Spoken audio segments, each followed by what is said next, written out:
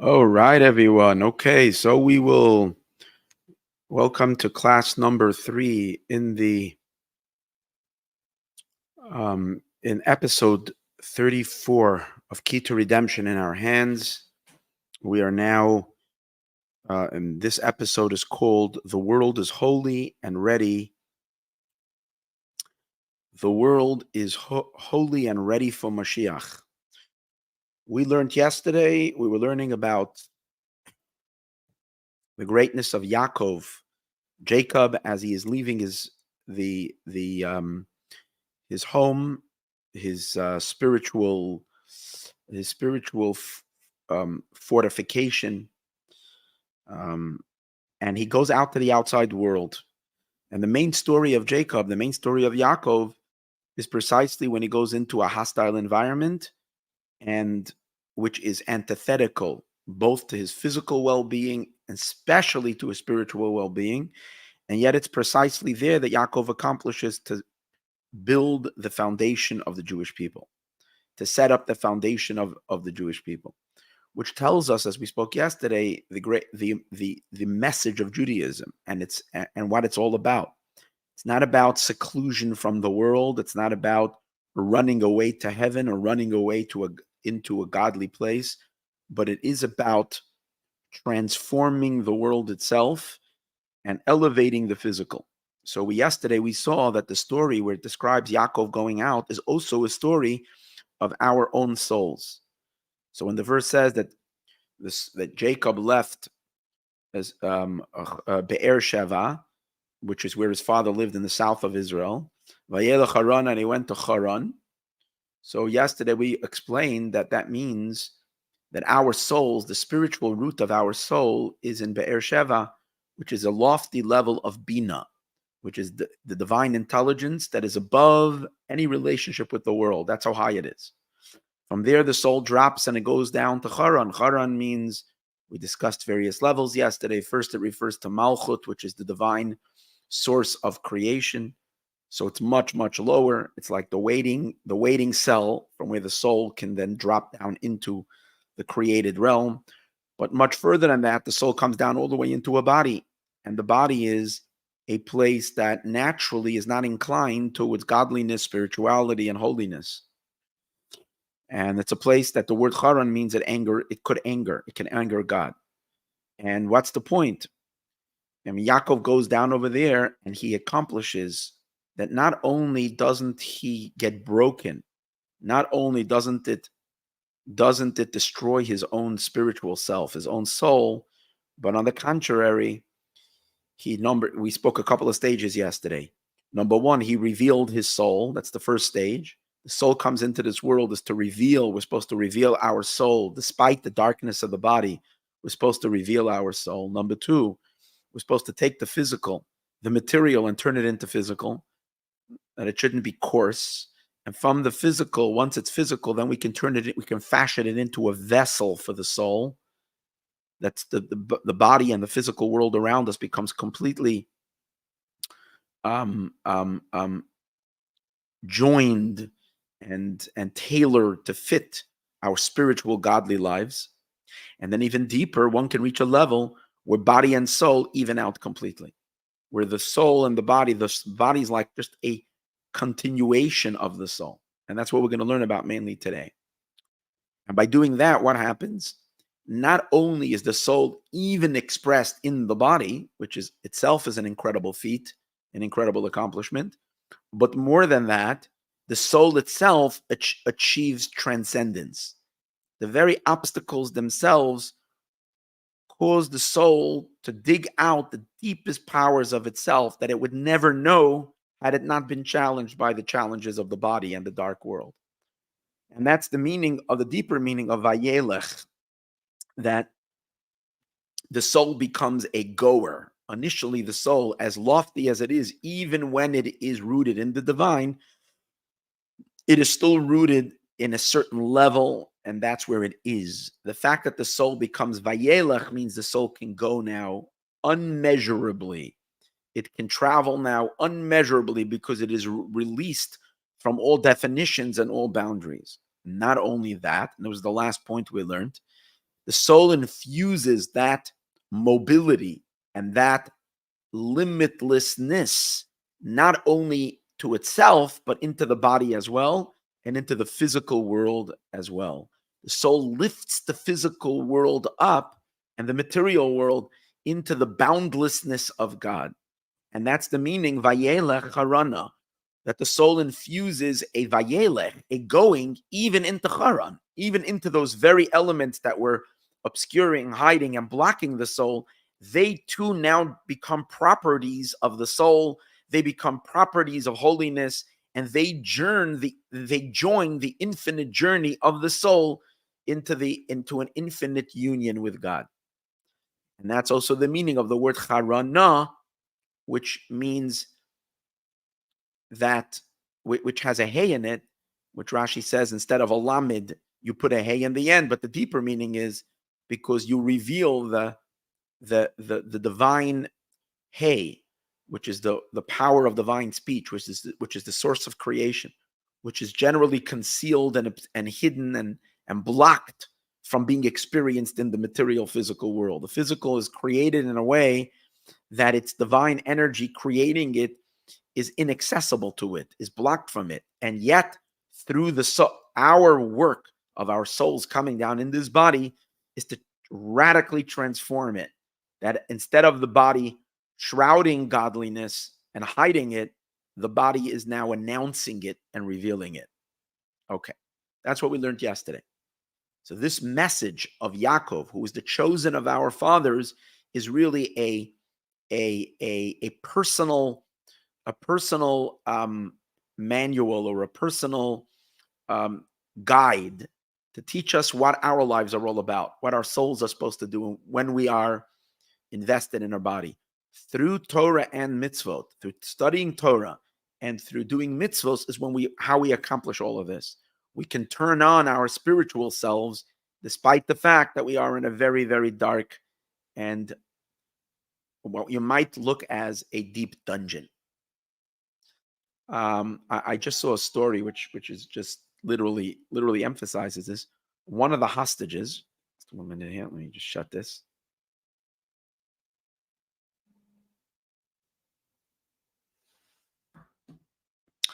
One of the hostages who came back, who was released, the first ones that was released, related that she immediately notified the Hamas people when she was in captivity that she's Jewish, and that number one, she needs kosher food, and she's not going to settle for anything less.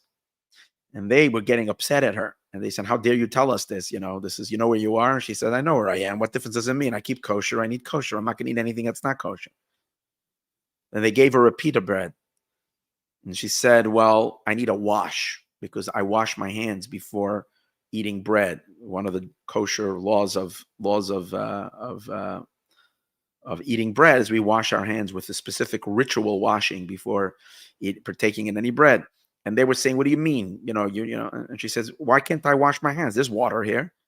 Take me to the sink." And they did exactly what she asked of them. And then it started to become that everything she asked for, that she demanded for, and she said she needs it for her religiosity, they were at her service. And it was amazing. She was there like for I think she was the first one of the first coming out. So maybe, not sure how long. She was there at least a month. It was unbelievable. And then when she left, also on Shabbat, they wanted her to do certain things, and she said, "I can't because it's Shabbos," and they left her alone. And then in the end, when they told her she's leaving, they said they're going to light a candle for her and for her daughter. This is what the terrorist said, Hamas terrorist. And she said, "Why?" They said, "Because even though you are our captives, you are a light. You are a light to us down here." So this is what a Jew is. This is the power of the soul. You can be trapped, God forbid, no one should ever be there, in a Hamas dungeon, in a Hamas tunnel.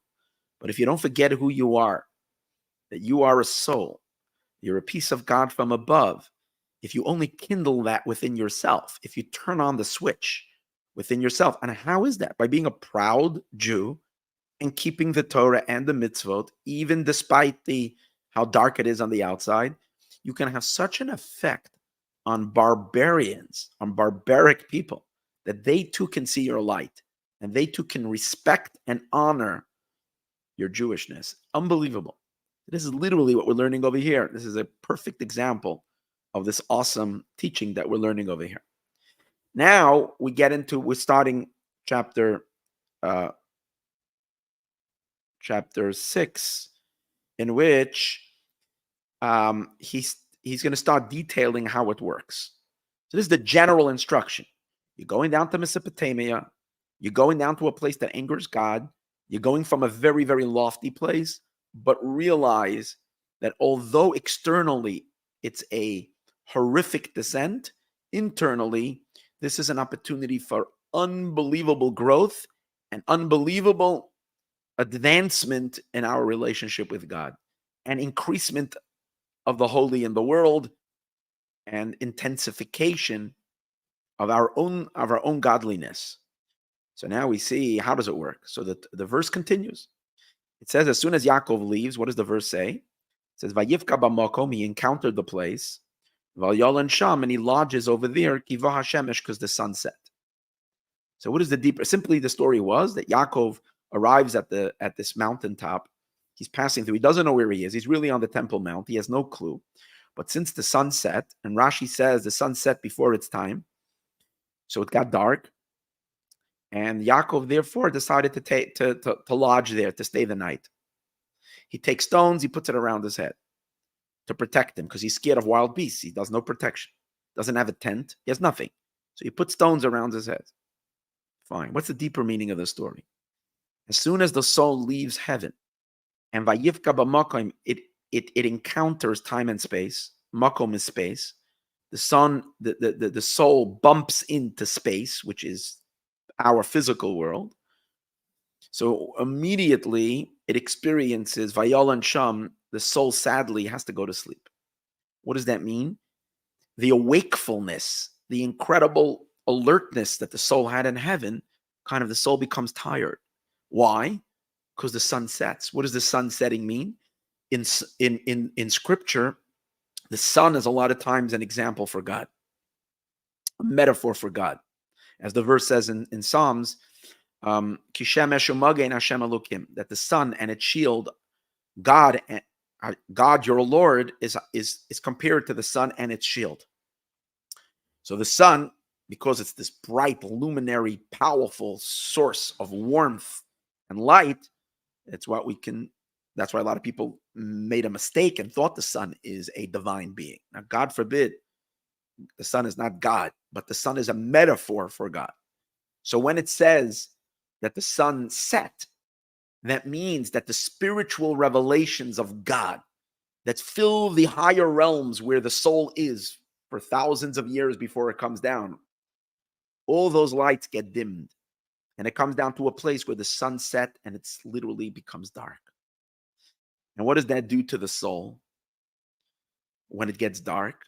It kind of darkens the soul. And as a result of that, the excitement, the fervor, the wakefulness of the soul suddenly just dims out. And our powers of our soul shut down like a person asleep. So much so that what does Yaakov do? He lays down to sleep. When he lays down, what happens? When a person is standing in an upright position, whether they're standing or even if they're sitting, there is a superiority to their head over the rest of the body, because the head is on top of the body, all the way up on the top. Then there is the midsection, the torso, and then there is the feet, which represent the concept. See, the head represents the spiritual side of the human, the intellect, the higher parts of the human being, the part of the human which make us more spiritual and more angelic. There's a passage of the Talmud that says that a human being from midway and up is like an angel, and from the middle section and down is like an animal. Halfway we can be sublime beings, and the other half is more earthy. So when a person is awake, they're in that position. When a person lies down, it basically means that the spiritual powers of a person's soul get shut down. And it's as if you lose your intelligence. although we still maintain an intelligence even when our soul comes down in our body, but it is severely, severely compromised in comparison to the powerful intelligence that the soul has when it's not operating through a physical brain. The pure soul, when it's in heaven, has an enormous capacity of experience, of understanding. First of all, it has sight in the divine. It can hear the divine, and it can intellectually perceive unbelievable levels. So when you come down in a body, it's as if the soul is drugged up and it loses its mind, and its head and its feet are equal. So its spiritual powers become silenced, muted, and that's the idea of sleep. So in this sense, it's a very negative thing. Our higher powers are shut down, and we are barely a tiny little fragment of what we once were. Especially this happens anytime a soul comes into this world. That's the nature of the material. The physical obscures God. The sun is not shining down here. However, makes it become so much more multiplied. The darkness becomes so much denser if it's a time period of exile, like we're in the last 2,000 years, and today is Asara B'Tevis, the day we commemorate the beginning of the exile.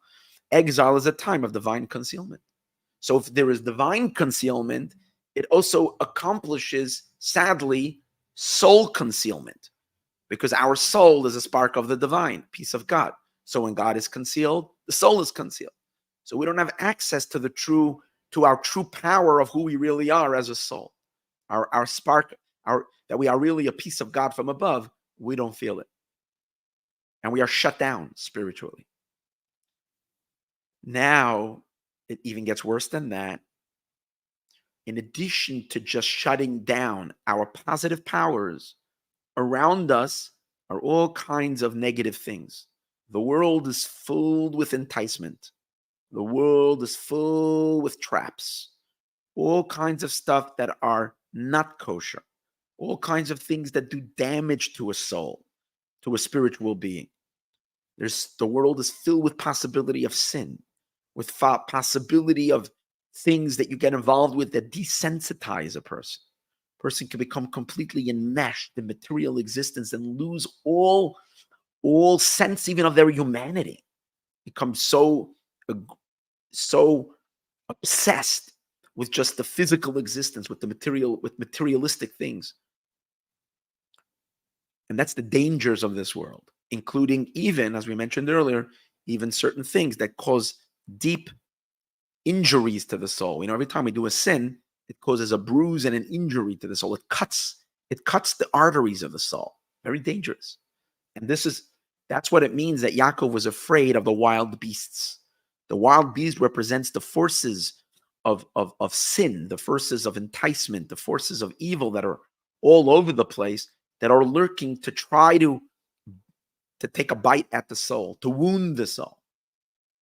So when we come down, Yaakov realizes that, the soul realizes that it needs some protection. It's sleeping. It needs protection even when it's sleeping.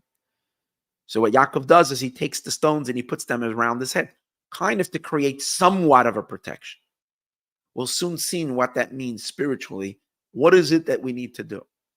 So just by reading this part of it, it's a little gloomy. It's dark. It feels like, oi, this is no good. We're in such a not good place. However, we have to realize that when God sends our soul down into a descent, the intention of the descent is not the descent, but rather the very challenge that challenges the soul causes the soul, as we said in the other classes, to muscle up, causes the soul to dig deep, deep, deep, deep, deep into its core essence, and to reveal a much deeper self that the soul does not know when the soul is in heaven. And that's the meaning, a deeper meaning, that when Yaakov Vayolan Sham, so again, when he says that he lodges there and Vayishkav b'makam, he goes to sleep, in addition to it meaning the negative type aspect of it, that all of his higher powers have been shut down. That's why his head is equal to his feet. There's no quality to the head because the head is not operational. It's like a person whose head is closed for business. I mean, it's shut down. So then it's terrible. But really, there's another aspect to it, a much deeper aspect. That only in the darkness, and this is what we will explain soon, that only in the darkness and the concealment, a deeper connection to God is revealed, and a deeper element of the soul is revealed, one that is so lofty and so immensely holy and immensely godly, that the head, which means a person's intellect, cannot fathom that holiness. And therefore the intellect is just the same like the feet in front of this enormous godly truth, this enormous depth of God that is revealed. The mind isn't any closer. See, the mind has its limits. The mind can perceive divine revelation, but divine essence, the mind can't perceive. In front of the divine essence, the mind and the feet are equal. So what's really happening over here is when it says that Jacob goes to sleep, and which means he lies down on the floor and his head and his feet are on the same level, what that really means is not a descent. Ultimately, it means the ultimate ascent. And that's what we've been talking about in this class, earlier in these classes in this series. What it really means is that the body and the soul become completely equal. The soul isn't any higher than the body because the body has caught up with the soul. Because soul and body are both standing in front of the absolute truth. And the soul isn't any closer to the absolute truth than the body is. Because in front of the ultimate truth, body and soul are equal. And body and soul can both be a home for the singular being and for God's essence. And that's the deeper meaning that Yaakov lays down in that place. But to understand this idea, the Rebbe is going to flesh it out a little bit. And he says in chapter 7, he says, we'll understand this by first posing a very important question. And that is, the verse says, Vayishkav b'makom hahu, that Jacob went to sleep in that place. He lied down and he went to sleep in that place. Now the sages analyze every word of scripture, every word of Torah, and they derive all kinds of lessons. So from the word that he slept, b'makom hahu, on that place, the sages derive that in that place he slept, that only on that night he slept, but in other places, the before and the after of this night, he didn't sleep. Meaning to say, there was a period of time preceding this night that Yaakov didn't sleep, and the sages identify that time as the 14 years that he studied Torah. We mentioned that when Yaakov was running away from his brother Esav and his parents sent him to go to Mesopotamia to find a wife, he took a little detour. He stopped off in the yeshiva for 14 years, studying Torah day and night. So all those 14 years, there wasn't one time that Yaakov went down lay down on a bed.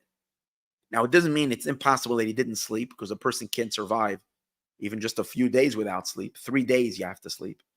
But he would doze off in the midst of his study. But he never laid down horizontal on the floor or on a bed to sleep. He dozed off, and that was it. For 14 years he didn't sleep, preceding this night. Then he continues to the house of Lavan. When he goes to the house of Lavan, he's there for 20 years, working for his wives, working for his uncle. He's employed by his uncle. Because Yaakov was such a dedicated employee and so caring for the flock that was under his care, that during the entire 20 years, he did not go to sleep for the night in a bed. Although, obviously, he had to be intimate with his wives and so on and so forth, but he must have did what he needed to do and then went back to the sheep. He did not go to sleep, and then he would sleep, he would doze off.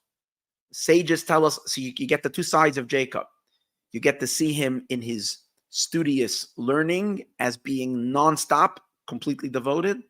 And when he's hired for a job and he's appointed to be in charge of something, he takes his responsibilities and his duties to the fullest, and he will not even take off a night to go to sleep. So this is Jacob. So the sages say he didn't sleep 14 years before, 20 years after. He didn't sleep. This night he slept. But here the Rebbe asks a very, very a very powerful question. He says, as holy as it was that Yaakov was in the yeshiva, which was in a holy place, every study hall is holy, or as important as it is when he's working for his uncle Lavan to take care of the sheep, nothing can compare to the importance of being in the place where no one is ever allowed to go to. You know, he's in the Holy of Holies. We said earlier, it was on the Temple Mount.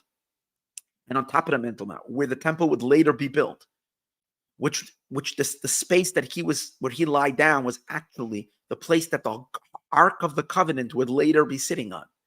This is the home of, this is God himself lives over there.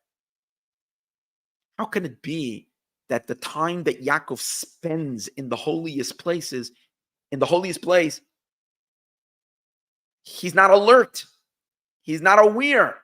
He's in his most shut down state, in his most unadmirable state, unappealing state. When is a person their weakest? When they're sleeping. Like, besides people that are close to you, you don't want to see you when you're sleeping. You're sleeping, you're not impressive. Yaakov is in his least impressive and his least functional state when he's in the holiest place. How can that be? Now, it's not a question on Jacob, on Yaakov, because Yaakov had no idea that he's there. It actually says that Yaakov woke up in the morning after the dream, realized where he was, and cried out, how awesome, how fearful is this place? And Rashi says that means, had I known, and he says, Vanoichi lo yadati, and I didn't know. I have no clue that I've been in this holy place. And Rashi says it means, had I known, I would have never slept there. So it's not a question why Yaakov would go. He was tired. He didn't sleep for 14 years. And he was going to go now and work for his uncle, for his father-in-law. And he's not even going to sleep. So he's better get some rest. But even that, he says, had he known, he wouldn't have done it. It's not a question on him why he slept. He didn't know. But why did God orchestrate that Yaakov in his entire life, he has one night in his life that he visits God in his most inner sanctuary, in the holiest place. And what does God do? He plays a trick on Jacob to make Jacob be sleeping on that place when he didn't sleep 14 years before and 20 years. That's not a guy who's sleeping all the time. It's a person who's willing to be awake when something is important, right? For a person who doesn't sleep for 34 years in his life, he didn't lay down on a bed. This is someone who takes things seriously. And yet when he is in the most serious place, he misses it by sleeping. It almost looks cruel and mean for God to do that to him. So why did it happen? The answer is, when you are in the Holy of Holies, actually, the only position you can be in is to be in a sleeping position. To be in a position where your head and your feet are actually equal. Because if you think you're coming into the Holy of Holies with your head, which means if you think you're coming into the Holy of Holies with a sense that you can grasp what's going on, you can, which is when you're in an upright position, you're using your mind and thinking that your mind can fathom what the Holy of Holies is. Then you have no clue where you are and you have no reason to be there, and we better get out of there. The only reason Jacob was allowed to be there was because he was sleeping, and his sleep represented something very, very awesome. What God was really were happening during the sleep. That means like this. God manifests to us through many, many filters and screens. That's the way he shows himself to the world. He obviously, the world cannot experience God Almighty himself. So God has to shroud himself through billions of screens and filters. Once God filters and filters and filters himself to the point where there is, as we discussed last night, if you listen to last night's class called Our God, Our Brother.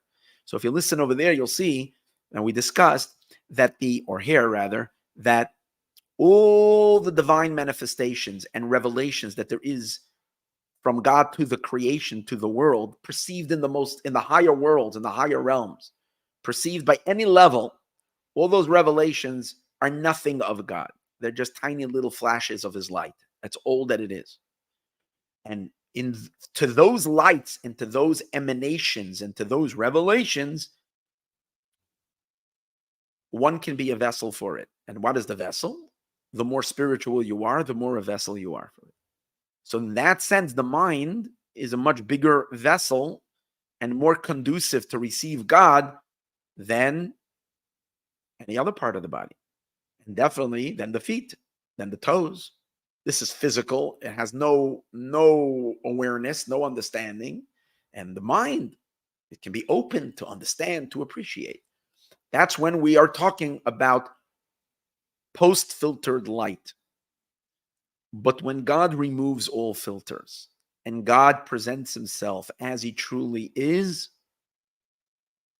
then the highest point of existence and the lowest point of existence are absolutely equal, equally nothing in front of God, and equally not a vessel for him. Yet, if he chooses to reveal himself to something, to an entity, because he chooses so, he can reveal himself to body or soul equally, because the soul is not any closer and the body is not any farther. They're both meaningless.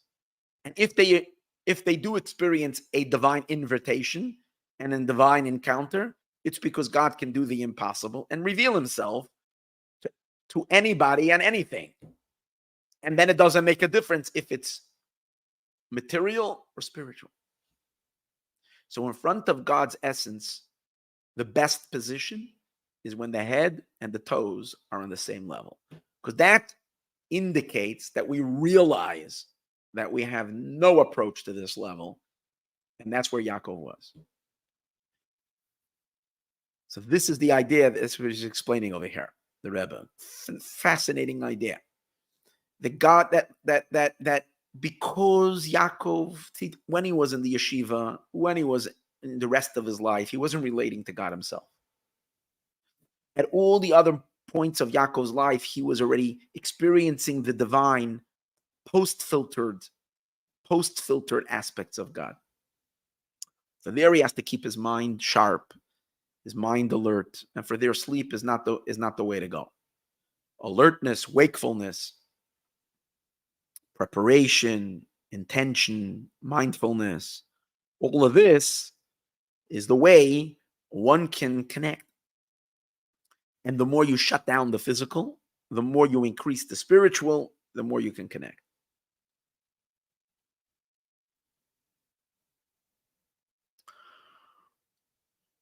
That all works at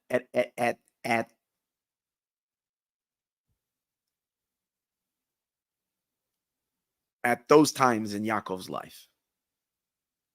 But when God invites Yaakov to an ultimate meeting with him, and God brings him to the temple, and what's the temple? The temple is going to be the home. It's going to be the home of God. And what is a home? A home is where a person resides in.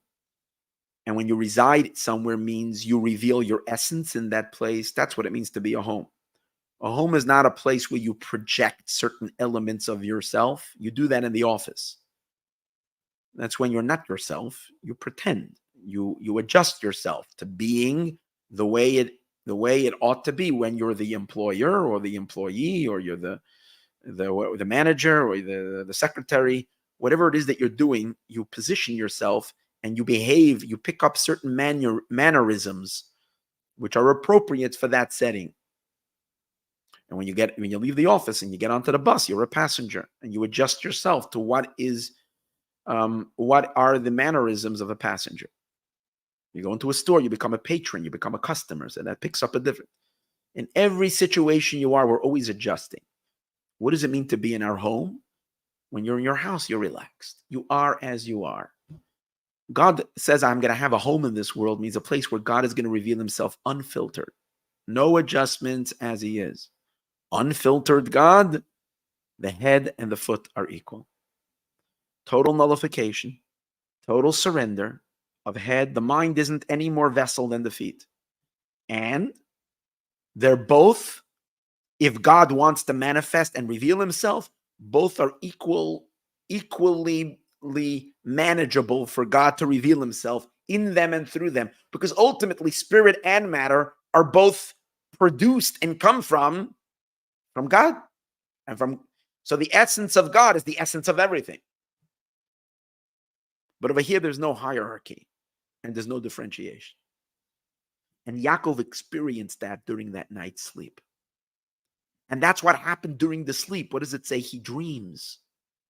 And in his dream, he has a dream and he sees the ladder. And the ladder is standing on earth, and the top of the ladder is at heaven. That means there is a ladder that's connecting earth and heaven. Because all the differentiation and angels are going up and down. What does that mean? It means there is an equalization in all of existence. Heaven and earth are actually equal. Because that's the whole point that God wants. God wants ultimately that there should be a home for God, means that physical should be just as connected to him as the spiritual. Because to God's essence, it encompasses everything and everywhere. So in the dream, that's exactly what he's experiencing. The heaven and the earth are on the exact same level. They're both attached. Angels are going up and down.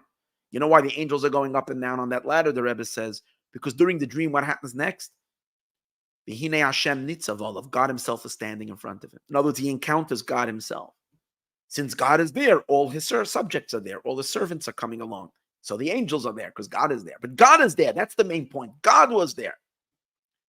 And just like in Yaakov, his head and his feet are equal, so too in the dream, the heaven and the earth are both attached with a ladder. Angels going up, going down. They're going down, that means they're not even going down in a sense, because down is just as holy as up.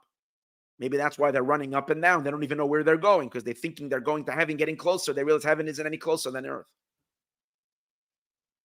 It's all equal in front of the ultimate truth of God.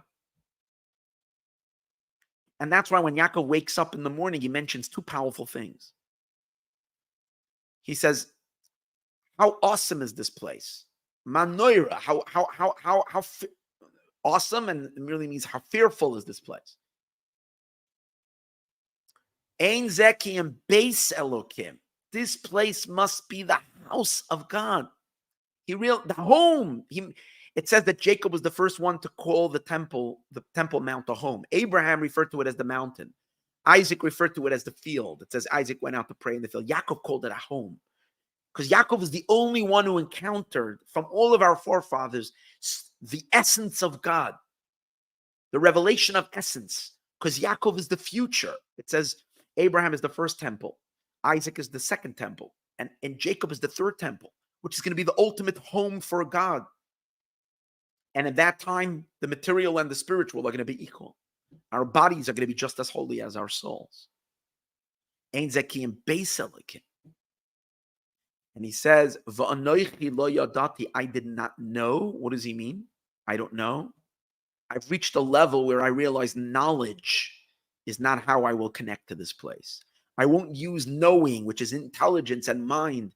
In front of this ultimate truth, the mind is not the connector. It's just a simple surrender. It's almost like being simple without the sophistication is going to work for you much better than sophistication. That's why the holy Baal Shem Tov taught that simple people who are not too overly caught up in their philosophies and philosophization have a bond with God that sophisticated people don't have. Because in sophistication, there's always a limit. It's because to a sophisticated person, what's real to you, only what your mind can prove. So what the mind can perceive. How high can the mind go? It's limited. Even if you expand and expand and expand, it's still limited. So you cap out. There is a ceiling. There's a certain capping out. That's as far as you go. The simple person doesn't know anything, but he knows God created him. He believes in God and he's connected to God. Like we discussed in the earlier episode. A child, when the little child says God, it's just simple. And that's You're not trying to fit God in. You're just saying, God, it's with simplicity. And that simple faith, that's where you're connecting to the essence of God. You're not putting limitations from your own mind.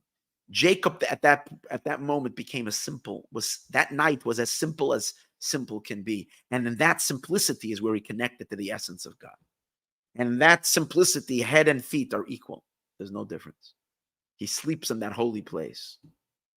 Now, the point over here is, the Rebbe says that once Yaakov experienced this that night during his sleep, that when he wakes up in the morning and his mind reasserts itself, he turns back on his intelligence.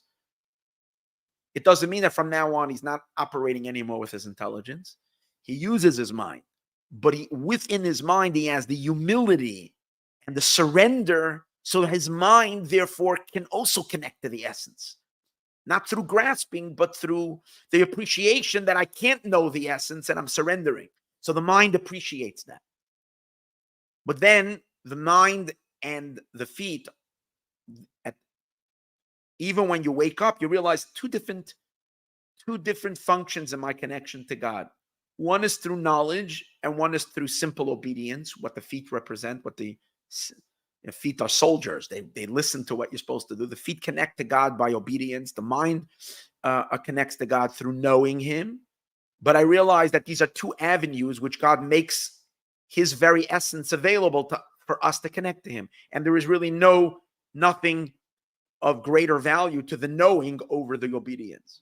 And then everything in my life, the entire person is unified with one attachment to one singular being that transcends the differentiation of all the features, yet encompasses everything, and therefore creates this perfect wholesomeness in the human's experience and the human's connection to God. So Yaakov is the first one to really experience Moshiach, the ultimate state of existence.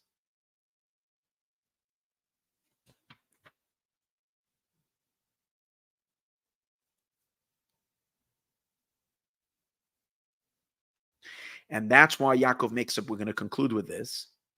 And for that reason, Yaakov makes a promise to God. After he wakes up and he makes the statement, he makes a promise to God and he says, God, if you're going to be with me, which means I'm going to visit, you're going to be present with me during my difficult time. So God, basically, what God was showing Yaakov, a preview of what is going to happen to him by struggling through the darkness. You see, when we're not struggling through the darkness and our souls are not faced with the concealments, we will always remain stuck in the limitations of the mind and in the limitations of light. In other words, the soul will remain a prisoner of heaven, a prisoner of light. To free the soul from the prison of heaven, it's a wonderful prison, but it's still a prison, because you can't connect to ultimate truth when you're in heaven, because you're so blinded by the light, you never look past the light. You're so blinded by your perception of God that you never look past your perception.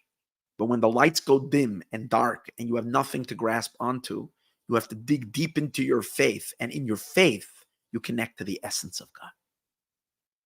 And that liberates a person from the prison of their mind and from the prison of their heavenly spiritual understanding of God, which is a limitation. So this vision that Yaakov had that night was an introduction to the rest of his life. God was showing him what is going to be as a result of you going into the darkness. This is what you're going to attain. And this is what's going to be the result of 3,500 years of toil or 2,000 years of exile, of concealments. Through the darkness, we're going to burrow through and uncover the essence. The essence of God is going to be revealed in the third temple. That's why Yaakov says to God, if you will protect me and help me not get crushed by the darkness, but help me make it through to the other side intact and quite on the contrary, enriched, I promise you, this is what he says, that I will, this stone will be the house of God. This is what he said. This stone that I've erected in Matseva, I put it as a monument will be the home of God, and everything you will give to me, I will tithe to you. So simply, it was a financial obligation. He made a promise. Whatever you'll give to me, God, 10% I'll give to you. But there's a much deeper meaning. The emphasis Yaakov is saying is, if you help me realize this ultimate potential, which I experienced on that mountaintop, the ultimate truth, if you help me manage that through my life, that my life shouldn't, my material, physical body should not, God forbid, leave me disconnected, but should actually encourage a much deeper connection. Then what? I will come out on the other side, in which I will be connected to the essence of God, which is the essence of everything. And therefore, everything you give me, everything, there won't be anything in my life that will not fit into my relationship with you.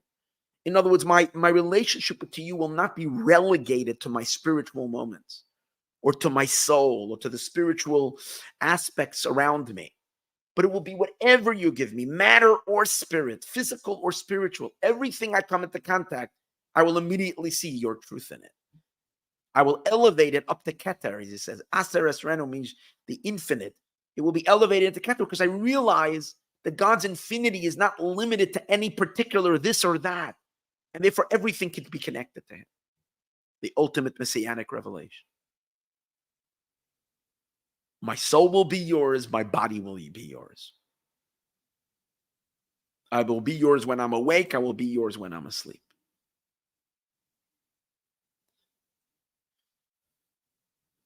And emphasis, I will, aser asrenu, I will tithe it lach to you, emphasizing your essence, not your lights, not your revelations, not your emanations, but you yourself, because we're going to establish a home together where we will both be one forever and ever. With that, we completed chapter 8. We shall continue Be'ezrat Hashem on Sunday. Meanwhile, let Moshiach come today, cancel the rest of the fast, and all shall be great. Thank you.